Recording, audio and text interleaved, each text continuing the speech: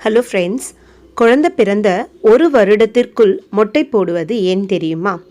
நம்ம நாட்டில் நிறைய பழக்க வழக்கங்கள் காரணம் தெரியாமலேயே மக்களால் பின்பற்றப்பட்டு வருகிறது.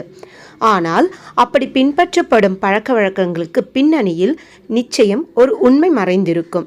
முறையாக சொன்னால் யாரும் பின்பற்ற மாட்டார்கள் என்று நம் முன்னோர்கள் செய்த வேலைதான் இது. அதில் குழந்தை பிறந்த ஒரு வருடத்திற்குள் மொட்டை போடுவது என்பது ஒன்று. பலரும் இது ஒரு குடும்ப வழக்கம், நேர்த்திக்கடன் என்று நினைத்து பின்பற்றி வருகிறார்கள். ஆனால் இதற்கு பின்னணியில் உள்ள உண்மையான காரணம் என்னவென்று யாருக்காவது தெரியுமா? வாங்க பார்க்கலாம். உங்களது எண்ணத்தை மாற்றி இனிமேலாவது உண்மையான காரணத்தை தெரிஞ்சு வாழ்க்கையில் எல்லா விஷயங்களையும் கடைப்பிடிக்கணும். கருவறையில் 10 மாதம் பிறக்கும் முன் தாயின் கருவறையில் இருக்கின்றோம்.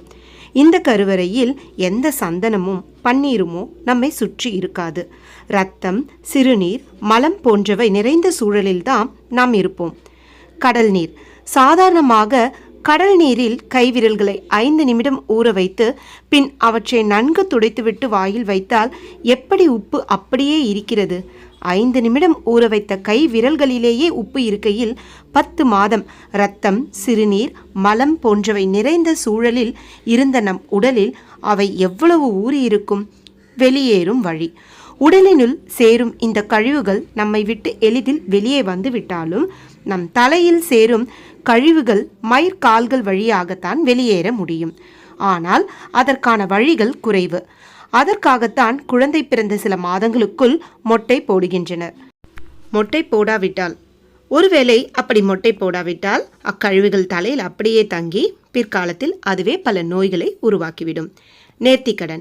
இப்படி உண்மை காரணத்தை சொன்னால் பலரும் அலட்சியப்படுத்தி விடுவார்கள், பின்பற்ற மாட்டார்கள். எனவே தான் நேர்த்திக்கடன் என்ற பெயரில் நம் முன்னோர்கள் அதனை பரவியுள்ளார்கள். 3 வயதில் ஒரு முட்டை. சிலர் தங்கள் குழந்தைகளுக்கு 3 வயதில் ஒரு முட்டையை போடுவார்கள். இதற்கு காரணம், முதல் முட்டையின் போது சில கிருமிகள் விடுபட்டிருந்தால் 2வது 3வது முட்டை போடும்போது அது வெளியேறிவிடும் என்ற காரணத்தினால்தான்.